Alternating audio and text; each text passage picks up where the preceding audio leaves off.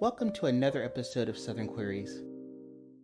I don't know if you've been paying attention to the news, but it does seem like there's a lot of attention happening at the state level related to LGBTQ kids.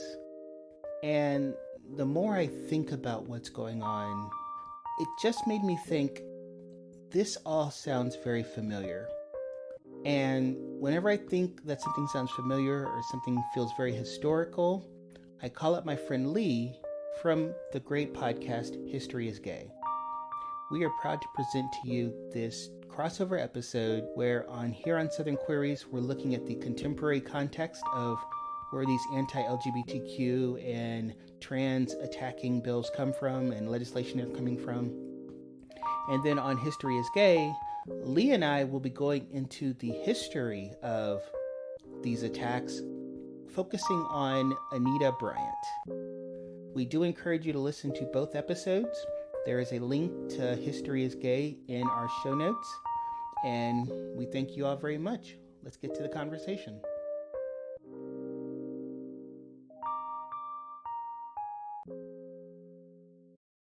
So on today's show, we have a very special guest for you all. We have Lee Pfeffer from History is Gay, one of the greatest queer history podcasts, and just one of the greatest queer podcasts around. Lee, welcome to the show. Oh, thank you. That's so kind of you. I have a good time with it. It definitely, is is a lot of work, and I enjoy doing it. But thank you. That's very high praise. Lee, how did you come about meeting Aubrey? And I'd love to hear more about how you started your show. Yeah. So Aubrey and I actually met through the now defunct. Well, I guess the Facebook group isn't so defunct, but the podcast is. It was for the Facebook group for the podcast Nancy. It was the Friends of Nancy group, and Aubrey was actually writing a series of articles or posts about a bunch of queer people of color for LGBTQ History LGBTQ History Month, and I was like, these are great. I really like what she's writing. I really want to talk to her about some folks, and I'm looking for guest hosts to come on my show since I lost my my primary co-host a couple of years ago, so I've been kind of doing it solo, and we started chatting and just kind of hit it off and became friends, and now you've done, what, four episodes together? Not including the one we're doing right now? Yeah, Something we've done that. 4. Yeah, you're probably the most... most consistent, most frequently cycled in guest host that the show has had, because I really like doing episodes with you, and you're super knowledgeable and fun to talk to, and this girl can research the hell out of things. So no, it just reminds me of graduate school. No, but it's funny though, because you and I met, like you said, through Nancy. India, you and I met through Nancy. Through that podcast, I wish not more people, but I wish it was still around. I know Tobin and Kathy are both off doing great things, but I do wish it was around. I wish it got more support from the bigger corporate entities and all that, because it was such a good show. For those who don't know, what is your podcast about? So my podcast is called History is Gay, and the tagline is because history has never been as straight as you think, which is true. Queer people have existed everywhere, all throughout the world and throughout time since human beings have been a thing. So the show goes through all of that.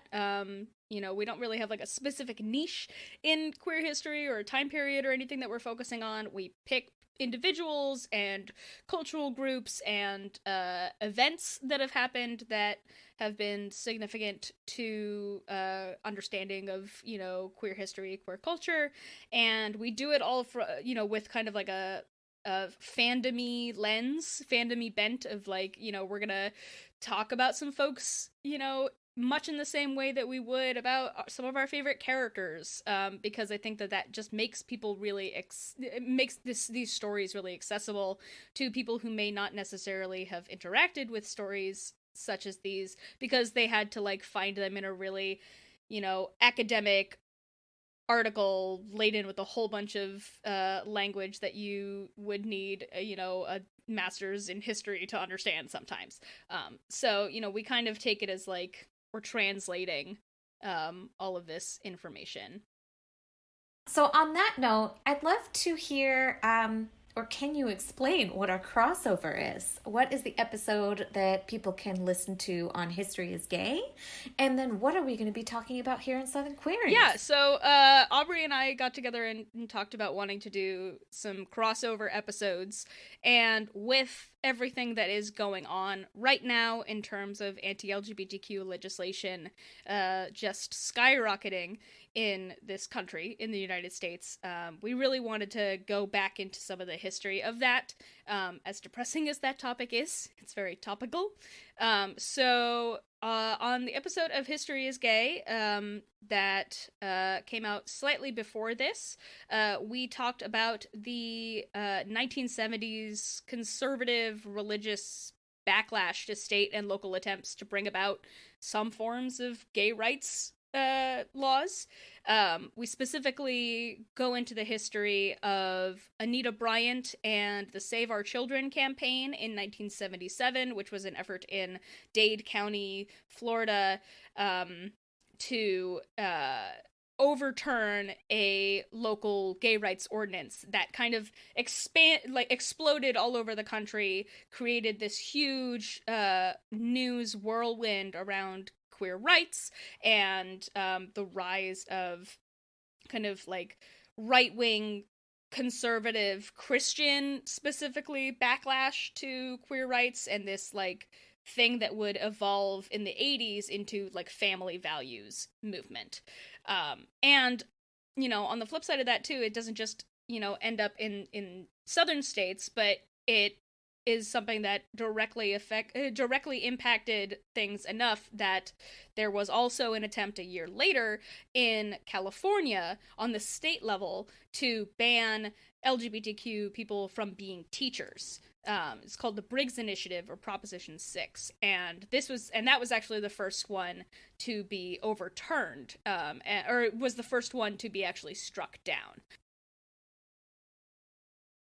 Yeah, I think I texted you a bunch of ideas and I said, hey, I want to come on your show again. Here's like a bunch of ideas. And one of them was like, hey, we should talk about Anita Bryant. And they said, what's going on in Florida just seems so much like Anita Bryant and the 1970s. It's like deja vu, even though it feels like we've been through all this before, even though literally none of us were alive for it, the three of us. But it just feels like that 1970s. Even though we weren't there, it just feels so similar. We wanted, to kind of give the context of that, and talk about all of that, and then here, basically talk about how we're right back in it. Correct. So I think to give a little bit more guidance to our listeners, here on Southern Queers, we'll be exploring a more contemporary tie-in, and we're looking at how the attacks on trans youth specifically and queer kids in Texas, Florida, and numerous other states, and throughout the U.S., it's almost identical or eerily similar to Anita Bryant and religious conservatives' arguments from 50 years ago. So to really get a full understanding, we do encourage everyone to listen to both episodes. Let's talk about current events. What's happening? I feel like there's a couple different things on our plate, and they are a little bit tied and intertwined with each other. But do we want to start with the Florida's Don't Say Gay bill? Yeah, and I feel like this has gotten a lot of attention already, but I think just from a uniquely Southern perspective, Florida and Texas tend to be the most controversial states in the South. And that's where we're getting a lot of this backlash with them being so significant from a political perspective. If you're listening to this in the future, this is 2022. It's right during the primary season where there's all these state and local elections going on. And one way the Republicans, and we should say there are some moderate Democrats in there, and we may talk about them a bit, but one way the Republicans are really trying to get their base out to vote is that instead of solving problems and coming up with what are called solutions, to real issues, they're making up fake issues, like the fact that there are LGBTQ books in libraries, or that trans kids are existing and being supported. And so their solution is to bring up an issue and get people riled up about it, even though it has not been an issue ever. And in Florida, they just passed their HB 1577, the what we call the Don't Say Gay bill, but what they're really called the Parents' Rights in Education bill, to argue that we can't really talk about all these controversial issues and subjects that make people uncomfortable. And Florida and Georgia's got a similar bill, and Tennessee's got a similar bill. Here in Texas, the world's kind of on fire as well, because our governor is trying to use power that he doesn't have in the Constitution to have our Child Protective Service Agency go against and go after parents of trans kids, just because those parents are supporting their trans kids, because they're being affirming and giving them proper medical care, which, let's be honest, for kids that are transitioning, it's primarily a social transition, not like surgeries. And they're trying to call that child abuse. Well, and one of the things that I thought was really important to talk about and recognize that, yes, there are some puberty blockers or hormonal support that you could offer to trans kids, but they could be stopped at any moment in time. And they don't even happen until later. There are also like a stupid amount of texts as well as publications and research around how we could actually avoid a lot of suicide prevention by giving these opportunities to these tweens or young kids. I mean, I don't know. Lee, what do you think? Yeah, I mean, I think the thing to really kind of hone in on here is, opponents to specifically like the Florida bill are calling it "Don't Say Gay" because the idea is that they're trying to legislate out being able to teach LGBTQ history, being able to discuss LGBTQ families, and cultural aspects, and just kind of any mentioning of the fact that queer people exist. And so it's the idea of like, don't say any of these things. But the fact that it's actually called the Parental Rights in Education Act is, I think, the thing that made me and Aubrey go like, Brr! Yeah, it's like, wait, hold on. That sounds familiar.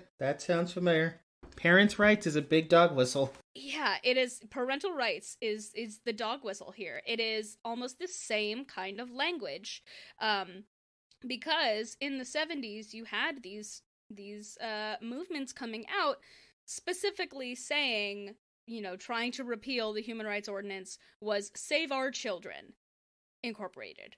And actually it was actually called Save Our Children parentheses from homosexuality. Yeah, I mean, even when I look at the House bill in Tennessee that would ban textbooks and instructional materials that promote / normalize, support, or address lesbian, gay, bisexual, or transgender lifestyles, which I can't stand that word, in K through 12 schools. And then the other one in Kansas seeks out to amend their state's obscenity law, which is using classroom materials depicting homosexuality as a Class B misdemeanor. Like the wave of aftermath from Florida is really like, yeah. Oh. Yeah, well, and that's the way that it goes, is, one crusade happens and it explodes everywhere else. And that's what we saw in 1977. These things have a tendency to snowball, and once you create one precedent, that opens the doors for everything else. And it just feels like it just feels like we're right back in it. It feels like we've made so much progress, and we will continue to be, there will continue to be attempts to criminalize us using the exact same language and just trying to put a different spin on it. And I mean, you know, now the most popular scapegoat is not just, you know, not the homosexual, but trans people. Because the, you know, the larger kind of cultural context has been, oh well, you know, I know about gay people because I watch Modern Family, but, you know, we're still fighting like a larger cultural battle over just, you know, getting people to understand that the binary is a, you know, complete fabrication, and that, you know, that fucking trans people exist, and like just please let us use the bathroom. Yeah, because the 1% of us, the 1% of us that exist are so horrible, right? How can we, being like 1% of the country, be so threatening when there's so few of us that are out and out? Like, how are we so scary? What I find really interesting is the parallels between that, you know, that straw man argument of you know, oh well, bathroom bills exist because of the danger of men pretending that they're women and going into a bathroom to assault women and children. And this is the exact same kind of language. This is the exact same kind of language as, you know, John Briggs was using during Prop 6, saying, oh, you know, the intent of this bill is to prevent teachers, you know, from having the opportunity to molest a child or whatever.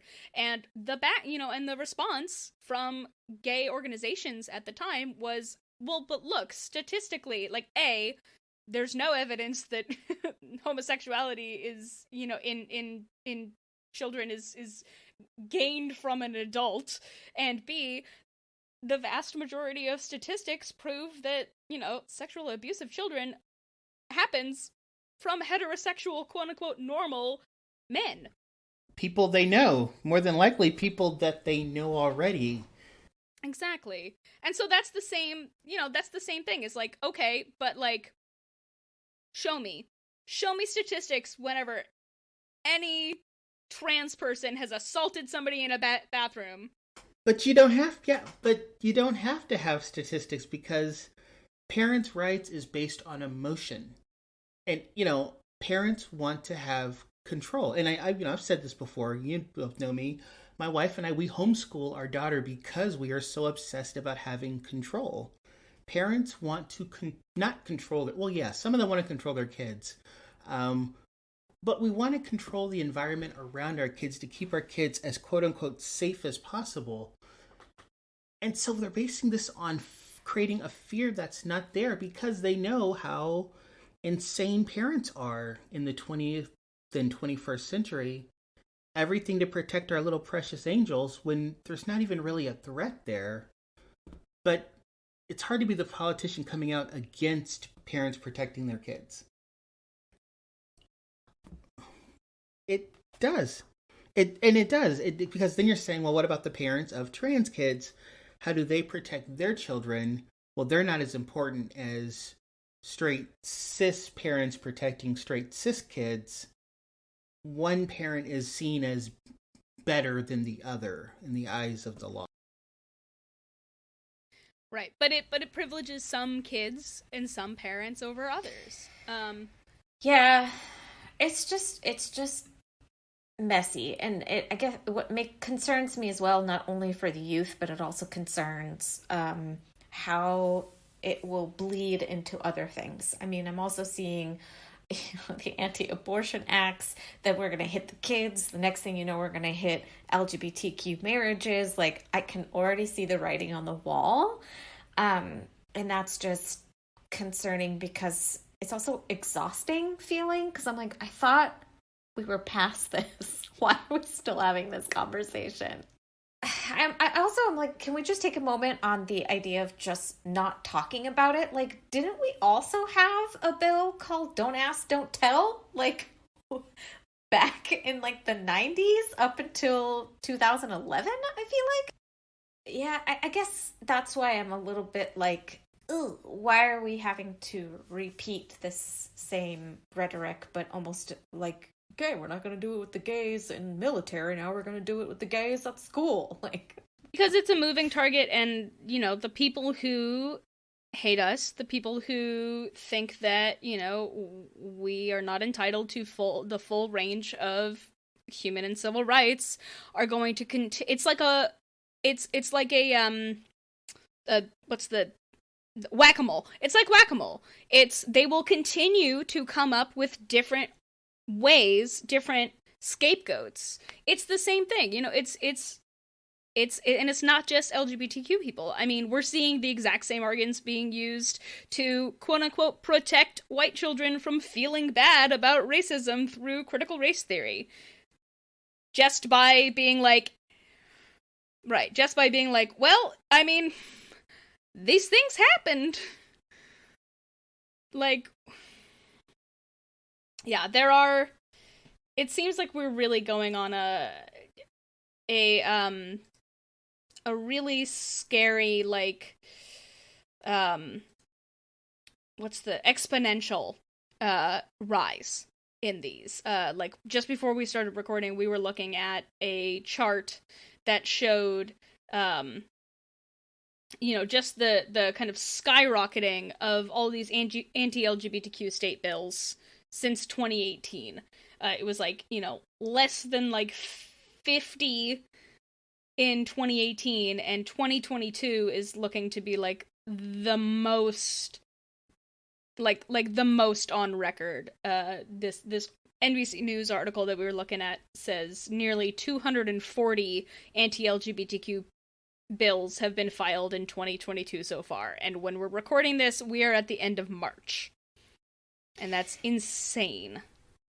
It's insane, but it's also a really good reflection of how polarized America has been becoming, in the recent years. But it's also really startling being in the state of Texas. And even we were talking about this earlier as well, during Texas primaries, because we just had our primaries just recently. The amount of, I guess, the people who are on the ballot, really it arrived amid an urgent period of anti-LGBTQ policy attacks, which really just pushes that same old rhetoric about the government to push religious ideology. And it's just exhausting. I mean, I think the difference is that, public perception has changed as a whole, right? Like, we have this increase in all of these bills being proposed, but, that's also coming along with, increased support and acceptance and, kind of more widespread cultural understanding. And so it really does just kind of belie the fact that these bills are just conservatives and lobby groups, politicians, like, trying to sneak in whatever they can.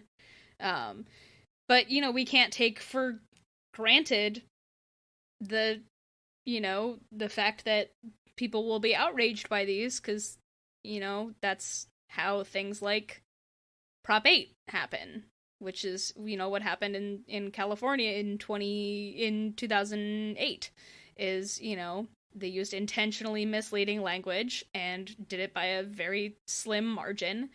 And, any win that we get is open for being picked apart, it feels like, Yeah, and this is 100% timed. Like, this is a coordinated attack. These are state level policies. One, because Republicans in the Senate keep blocking the Equality Act, and Congress at the federal level, but the federal government's doing at least executive orders, and the Supreme Court is having rulings that are pro LGBTQ. So the coordinated attack is to go to the states, even though the polls show that most Americans, over half of Americans, support trans rights and support gay rights. And it's not like it was in the 70s, where most Americans were against gay rights and most Americans thought that we were, quote unquote, abnormal. Now Americans are like, hey, how about everybody leaves each other alone? And it feels like it's a religious pushback because they're on the defensive, because their numbers are shrinking, and that evangelical core is not getting bigger in this country. So I feel like they're trying to do everything they can while they're still in power. And that's just infuriating. They're not even listening to their own base in a lot of these things. But I mean, that's... Well, they're listening to the evangelical base, but the right. non-evangelical Republicans, the business Republicans, are like, "Hey, you're costing us money here."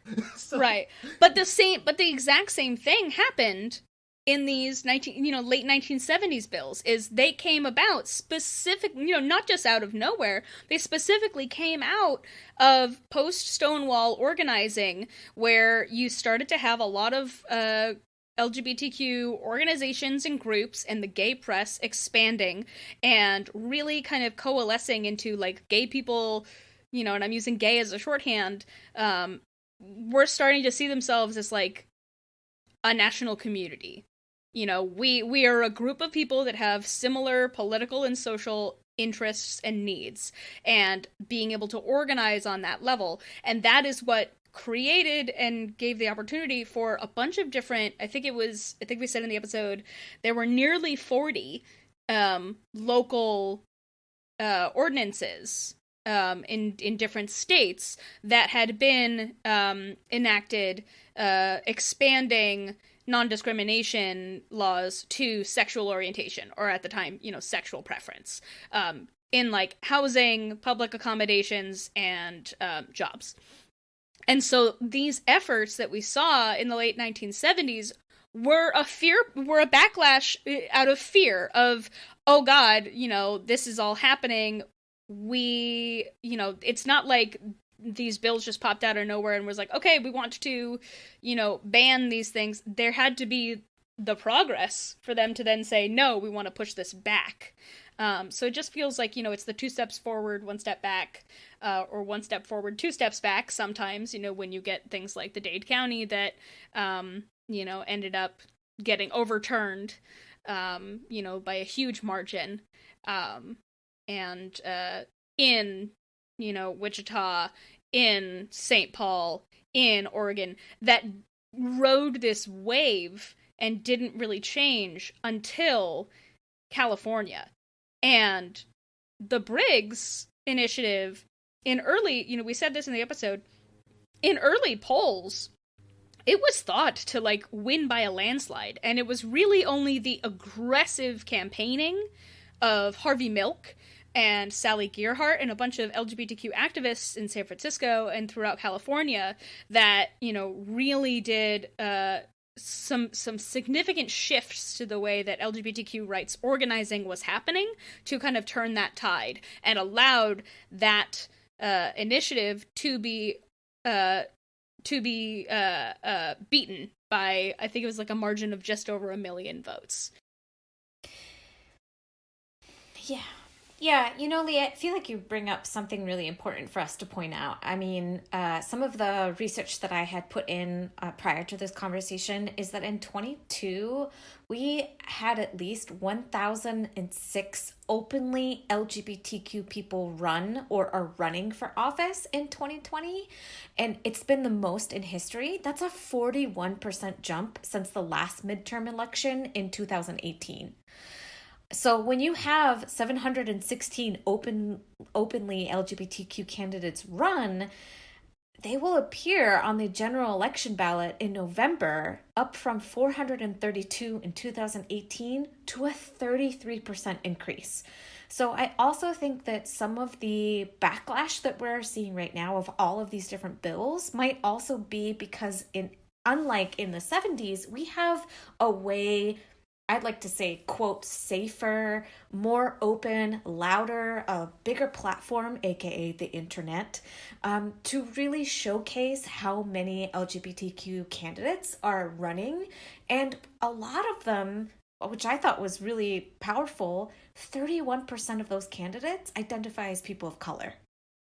So we're not only significantly seeing a larger LGBTQ candidate population, but we're also seeing a significantly more racial diverse than the general candidate population than ever before. So I think some of the bills that are being proposed, especially in what we like to call the Bible Belt of the South, is a reaction to some of what they're seeing coming up in these elections. I mean, if I was a white conservative male who was really into... Wow, imagine that, right? What would life be like? Yeah, imagine that. That's a whole nother episode, Lee. Whew, boy. Man, I'd really love to move through the world with the confidence of a mediocre cis straight white man. It'd be great. Ooh.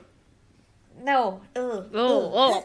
But I'm just saying, I think maybe the increase of candidates on the ballot might also be the reaction that we're seeing from the more conservative Republican candidates. I did think it was interesting that Alabama was the only state where there was 0 known openly LGBTQ candidates that ran in 2020, while in California, Texas, and Florida were the largest amount of number in LGBTQ candidates running. So I do think it's very interesting when you start digging into the data.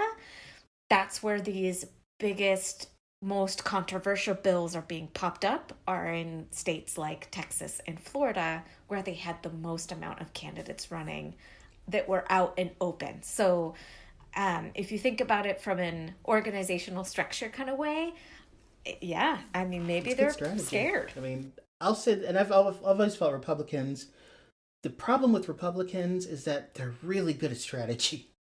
And that's always been a big problem for liberals, is that conservatives strategize for 2, 4, 10 elections down the road. And that's so hard to combat. You know? And that's not a compliment to them, but they really get a strategy. It's their biggest defense. Yeah, it is their biggest defense. Yeah, so I just wanted to point, I don't know if maybe our listeners might get a little bit of hope when listening to some of those data pulling out on 2020 and what people are predicting that we might see in these upcoming elections in November. And even when I start looking at the candidates that were running in Texas, because that's where we're located at, I was really surprised on how many people of color, LGBTQ, or openly LGBTQ candidates were running for very important seats. Because I think both parties are feeling very nervous of what's to come, since we had such a volatile regime in our past presidency. Guess I'll just put my confession out there. I have not been following the 2022 elections as close as the previous years. I'm going to confess that. I'll be honest, Why? I'm still burnt out from 2020. And 2021 was exhausting. I'm still burnt out from 2016. I will admit, I'm not nearly as dialed in to this election cycle as I have in previous years, and that worries me a little bit. It is exhausting. Yeah, it's exhausting when, you see just legislation after legislation after legislation come up, and you're like, oh, cool, another way that they're trying to... Now I have to go on the offensive. Again. Right. Well, and that was the exact same shit that was going on in the 70s, too. All of this same bullshit was happening concurrently with the Equal Rights Amendment being drafted and being up for voting. And these specific targeted efforts for, Dade County were instrumental in striking down the Equal Rights Amendment in Florida. So it's all tied in together. Ugh.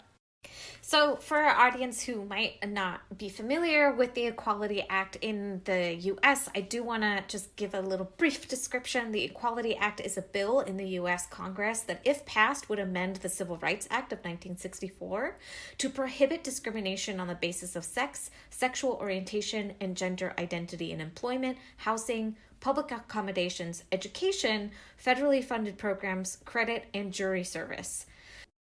Okay, last things we want to talk about. And I find this a little bit interesting.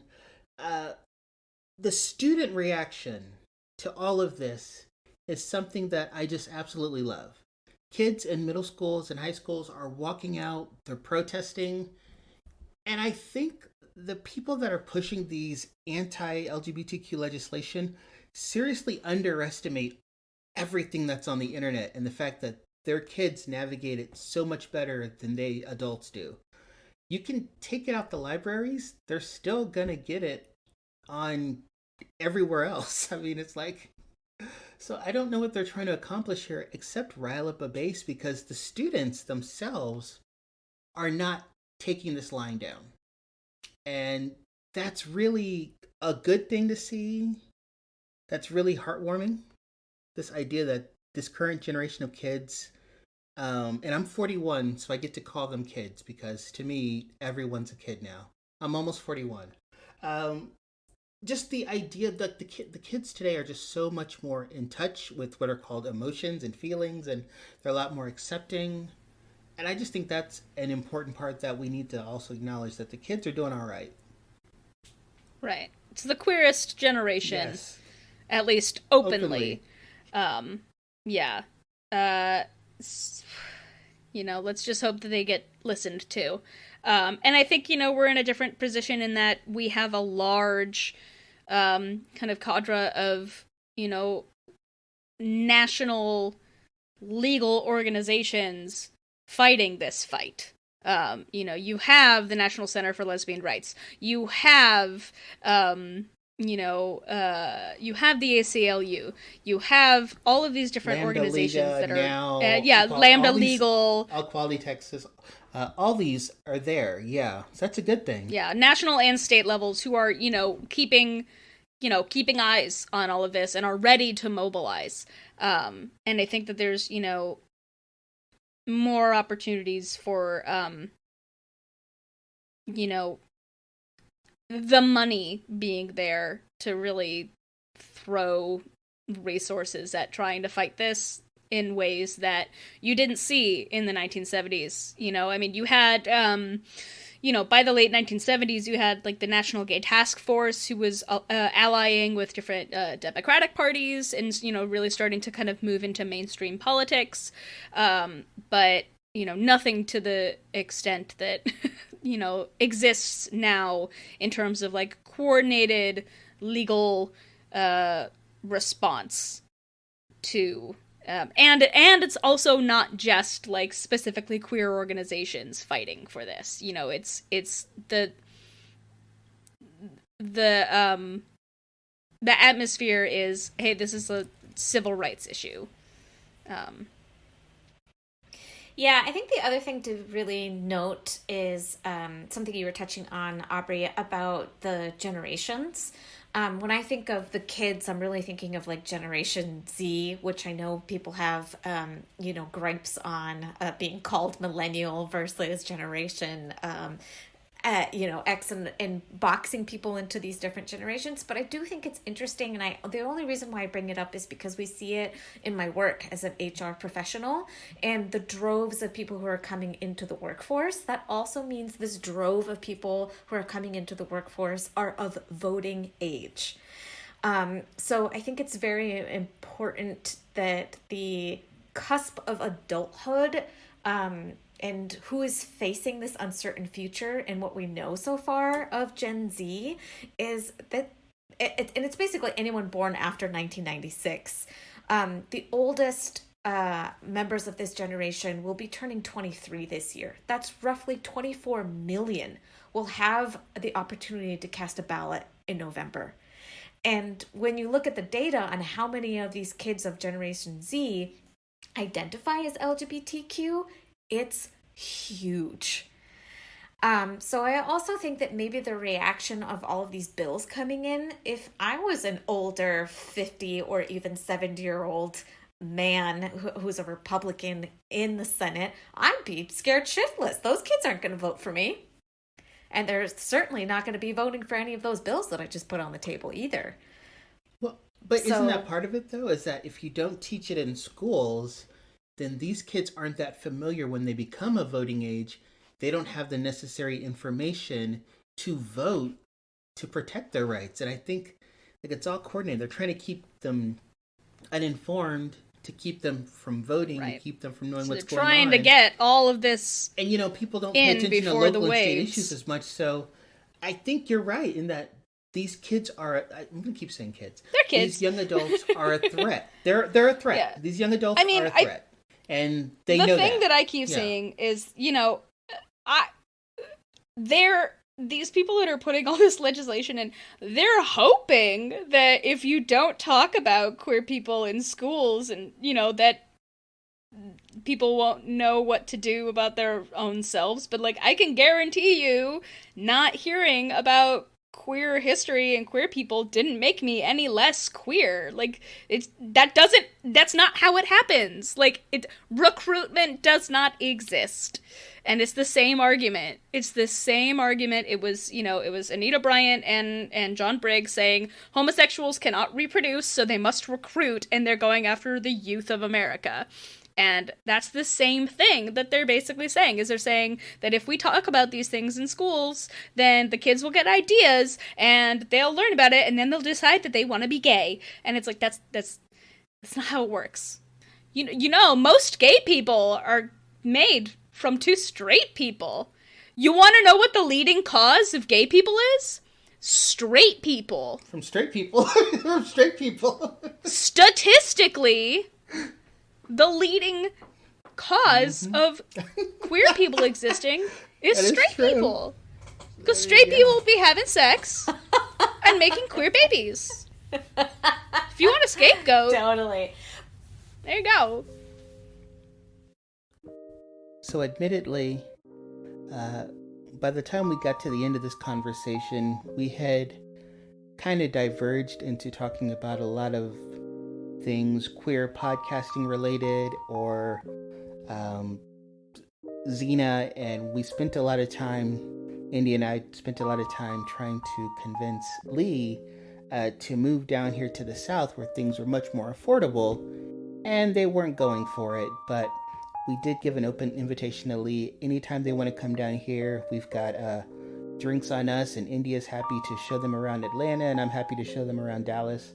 But we do appreciate Lee coming on the show. Here at the end, I want to point out that you can actually do a lot to help the cause in terms of political activism.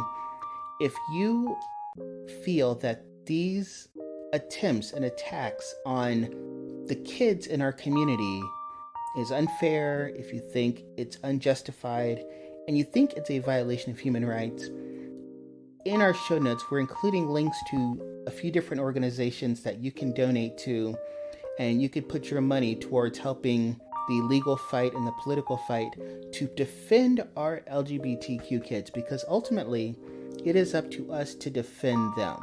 Just as those in the community that came before us worked to defend our rights, it's up to us to help push the ball forward, if you will, and protect the rights of others. So we do hope you'll donate to some of those causes. You can catch up with us on all of our social media. We're on Instagram, Twitter, and Facebook. And one day, India is going to get me on TikTok, even though I will continue to resist doing so. Southern Queries is written and produced by India Bastian and Aubrey Calvin. This episode did have special writing and research help from Lee Pfeffer. Our theme song has been mixed by Allison Holly. And we're happy to welcome our new production associate, Ara Elise, and we're happy to have her on board. This has been Aubrey Calvin and India, and we will see you next time on Southern Queries. Thanks, everyone.